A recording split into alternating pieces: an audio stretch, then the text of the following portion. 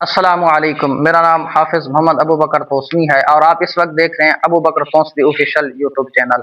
हमने इल्म सर्फ के हवाले से पिछले दो वीडियोस के अंदर बात की थी। आज हम तीसरा सबक लेके आए हैं। वीडियो को आखिर तक जरूर देखिएगा ताकि आपको फायदा हो। इल्म सर्फ की तारीफ, इल्म सर्फ का फायदा वो हमने पीछे वीडियोस के अंदर बता दिया है। आप चैनल पे विजिट करके उनको देख सकते हैं और सीख सकते हैं। आपको बतलाया था कि लिखना है, समझना है, पढ़ना है, इसलिए आप कॉपी पेंसिल अपने पास जरूर रखिएगा। आज हम इल्म सर्फ के तीसरे सबक के अंदर हैं, तीसरी वीडियो बना रहे हैं इल्म सर्फ के सबक के हवाले से। आज हम इल्म सर्फ के इस तीसरे सबक के अंदर पढ़ेंगे इस्तिलाहात। इस्तिलाहात को आज हम पढ़ेंगे। देखें, अरबी के अंदर जो इस्तिलाहात हैं, उर्दू के अंदर वो इस्तिलाहात उनके और नाम है, अरबी के अंदर उनके और नाम है। जिस तरह के पेश है, जबर है, जेर है, इसी तरह अरबी के अंदर भी इस तरह इस्तिलाहात हैं। अब मिसाल के तौर पर मैं यहाँ पे लिख देता हूँ बा ता, ठीक है। तो अब पेश है, ये आप समझते हैं कि वाव की तरह की जो एक हरकत होती है, इसको पेश कहा जाता है और अरबी के अंदर इसी को जम्मा कहा जाता है। ठीक है, अरबी के अंदर इसको जम्मा कहा जाता है। उर्दू के अंदर हम पेश कहते हैं, अरबी के अंदर इसको जम्मा कहा जाता है। फिर जिसके ऊपर ये जम्मा होगा उसको अरबी के अंदर मजमूम कहा जाता है, उसको अरबी के अंदर मजमूम कहा जाता है। ये तो पेश हो गया। उसके बाद जबर है, जिस तरह की मिसाल के तौर पर ये बा है। अब जबर ये इस तरह एक लाइन होती है, इसको जबर कहते हैं उर्दू के अंदर, और अरबी के अंदर इसी को फतह कहा जाता है। इसी को अरबी के अंदर फतह कहा जाता है। तो जिसके ऊपर ये जबर होगी, जिसके ऊपर ये फतह होगा, उसको हम मफ्तू कहेंगे, उसको हम मफ्तू कहेंगे। और फिर इस तरह जेर है, मिसाल के तौर पर ये बा है, इसकी नीचे हमने ये छोटी सी लिख दी, ये जेर है। तो जिसको हम उर्दू में जेर कहते हैं, अरबी के अंदर उसको कसरा कहा जाता है, और जिस पर ये कसरा होगा उसको मकसूर कहेंगे। उम्मीद है कि आपको समझ आ रही होगी। अगर नहीं आ रही तो कमेंट में जरूर बताइए। पेश को जमा कहते हैं, जिस पर पेश हो उसको मजमूम कहते हैं। जबर को फतह कहते हैं, जिस पर जबर हो उसको मफ्तू कहते हैं। जेर को कसरा कहते हैं, जिस पर जेर हो उसको मकसूर कहते हैं।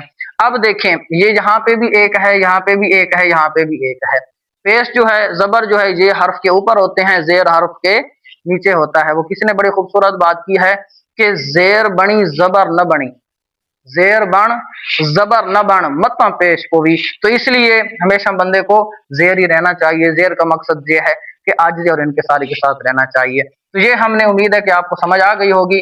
जेर को हम कसरा कहते हैं, जबर को हम फतह कहते हैं, पेश को हम जमा कहते हैं। उसके बाद अगर ये एक एक हूं तो इनके ये नाम है।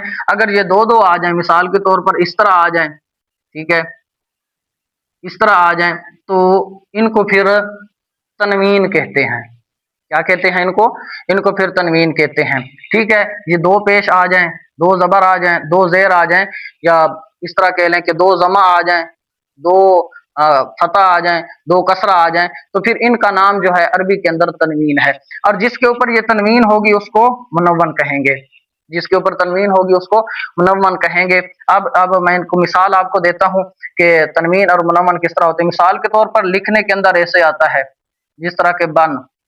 अब मैं लिख देता हूं सवाबन, ठीक है। अब ये दो जबरें आ गई, ठीक है। लिखने के अंदर इस तरह आएगा, लेकिन हम इसको पढ़ेंगे इस तरह, सवाबन, ठीक है, सवाबन। ये आखिर में इस तरह नून आएगी, जिसके ऊपर साकिन की अलामत होगी, आगे जाके वो भी बताता हूं मैं आपको, ठीक है। तो लिखने के अंदर इस तरह आएगा, पढ़ने के अंदर इस तरह आएगा। तो ये जो आखिर के अंदर दो जबरें हैं, इस तरह अगर दो पेश आ जाएं, दो जेरी आ जाएं, तो फिर इसको तनवीन कहते हैं।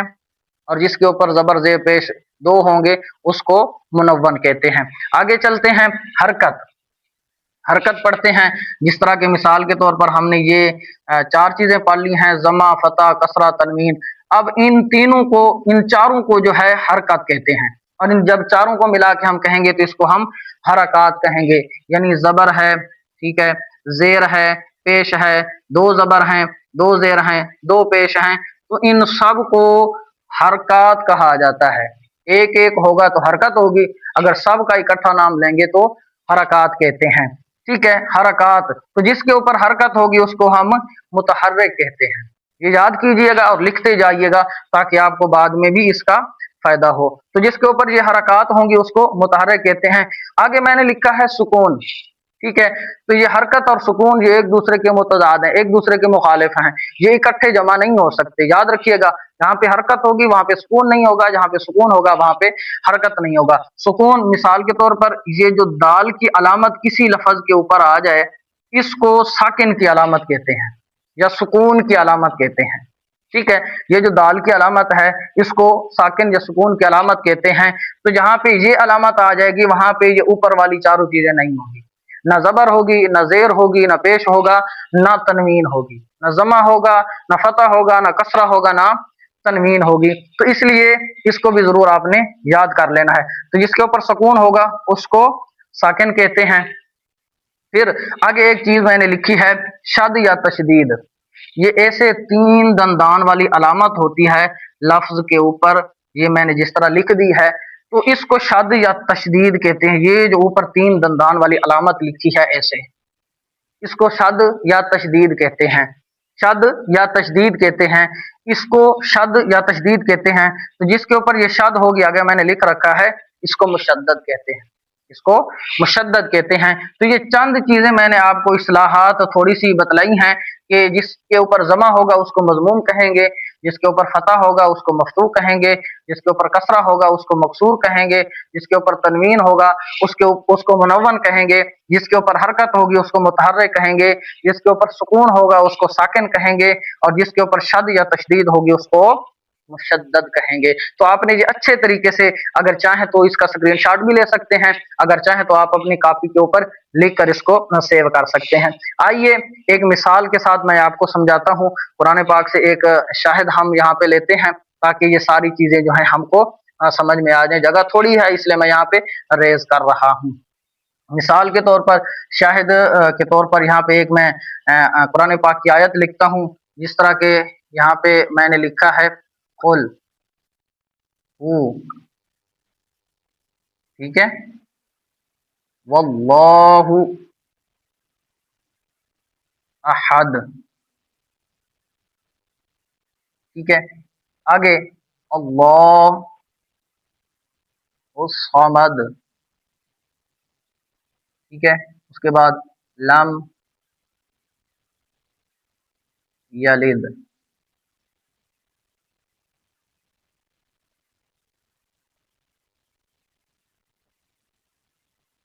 ठीक है। अब ये थोड़ा सा मैंने लिख दिया है, आगे पूरी आयत अब आप देख सकते हैं। कुल हुवल्लाहु अहद अल्लाहु समद लम यलिद। तो ये मैंने थोड़ा सा लिख दिया है। अब देखें, हमने सबसे पहली चीज पढ़ी थी जमा। तो इस आयत में देखें कि कौफ है सबसे पहले, तो कौफ के ऊपर ये देखें ये जमा लिखा हुआ है, इसको हम जमा कहेंगे। उसके बाद देखें लाम है, लाम के ऊपर ये देखें दाल की अलामत है। तो ये हमने इधर पढ़ा था सुकून, ये देखें छोटी सी अलामत, ये हमने सुकून की अलामत पढ़ी थी, तो इसको हम कहेंगे लाम साकिन है, जो हमने यहाँ पे लिखा था अभी रेज कर दिया है। लाम क्या है? लाम साकिन है। और काफ के ऊपर क्या है? जमा है।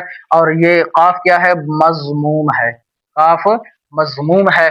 और फिर दूसरा अगर देखें तो ये काफ क्या है? मुतहर्रिक है। क्या है? मुतहर्रिक है, काफ मुतहर्रिक है, ठीक है। उसके बाद है लाम, लाम साकिन है। तो ये दो तीन चीजें आ गई, एक तो साकिन की अलामत हमने यहाँ पे समझ ली, दूसरा ये है कि काफ के ऊपर पेश है, हमने जमा समझ लिया, ठीक है, और काफ को हमने मुतहर्रिक भी समझ लिया। उसके बाद अब देखें अल्लाह इसमें जलालत जो है, इसके ऊपर ये तीन दंदान वाली अलामत लिखी है, तो हमको ये समझ जाना चाहिए कि ये शाद या तशदीद की अलामत है, जो हमने यहाँ पे सबसे नीचे लिखी है। तो जिसके ऊपर ये शाद या तशदीद वाली अलामत हो उसको मुशद्दद कहते हैं। तो ये लाम जो अल्लाह इसमें जलालत का है, ये लाम मुशद्दद है। अब मुशद्दद को पढ़ने का तरीका क्या होता है? इसको दो बार पढ़ा जाता है, मुशद्दद को दो बार पढ़ा जाता है। मिसाल के तौर पर मैं यहाँ पे लिखता हूँ इन्ना, यहाँ पे मैं लिख देता हूँ मिसाल के तौर पर इन्ना। अब देखें ये लिखा हुआ इस तरह का होगा, लेकिन पढ़ने के लिए हम इसको इस तरह पढ़ेंगे, इन ना, यानी पहले को साकिन पढ़ेंगे, दूसरे को मुतहर्रिक पढ़ेंगे, ठीक है। और फिर ये इदगाम की वजह से ऐसे इन्ना बन जाता है, ठीक है। अब देखें हमने लिखा इस तरह है, पढ़ना इस तरह इन्ना, ठीक है, तो ये शद और तशदीद के हवाले से था। अब आगे देखें, अहद अलिफ के ऊपर जो है, हमजे के ऊपर ये जबर लिखी है, यहाँ पे देखें, इसको अरबी के अंदर फतह कहा जाता है। ठीक है, और फिर जिसके ऊपर फतह होगा उसको हम मफतूह कहते हैं। ठीक है, इसको हम मफतूह कहते हैं। और फिर आगे देखें, दाल के ऊपर ये दो पेश लिखे हुए हैं, अहदुन, तो ये दो पेश लिखे हुए हैं, हमने यहाँ पे पढ़ा था, दो पेश होंगे तो उसको हम तनवीन कहेंगे, जिसके ऊपर दो पेश होंगे उसको हम मुनव्वन कहेंगे। तो ये दाल क्या है, ये दाल मुनव्वन है। तो ये मैंने मुख्तसर सा आपको बतलाया है, क्योंकि मैं आपका ज्यादा टाइम नहीं लेना चाह रहा, इसलिए आपको ये थोड़ा सा लिख के आपको समझाया है। आप मजीद भी इस तरह की आयात जो हैं कुरान पाक की, या आप हदीस की किताब ले लें, या आप जो है इस तरह कोई अरबी की बुक ले लें, तो उसके अंदर ये सारी चीजें आप प्रैक्टिकल कर सकते हैं। और याद रखिएगा, हमेशा इल्म जो है लिखने से, पढ़ने से, समझने से और फिर उसके बाद तकरार करने से आता है। इसलिए आपने इसको जरूर तकरार करना है, जरूर इसको दोहराना है, जरूर याद करना है। अगर वीडियो अच्छी लगी हो तो सब्सक्राइब जरूर करना है, लाइक शेयर जरूर करना है, और अपनी राय का इजहार कमेंट के अंदर जरूर करना है। तो ये चंद चीजें हमने पढ़ी हैं, जमा, फतह, कसरा, तनवीन, हरकत, सुकून, तशदीद या शद, और फिर इस तरह मजमूम, मफ्तू, मकसूर, तनवीन, मुतहर्रिक, साकिन और मुशद्दद। ये चंद इस्लाहात थी, मैंने आपको पढ़ाई हैं। उम्मीद है कि आपको वीडियो पसंद आई होगी। दोबारा कहूंगा कि अगर आपको अच्छी लगे तो लाइक शेयर जरूर कीजिए, चैनल को जरूर सब्सक्राइब कीजिए, और बेल आइकन के बटन को जरूर प्रेस कीजिए। अल्लाह ताला हम सब का हामी और नासिर हो। अगली वीडियो तक इजाजत दीजिए। अल्लाह हाफिज, मिलते हैं अगली वीडियो।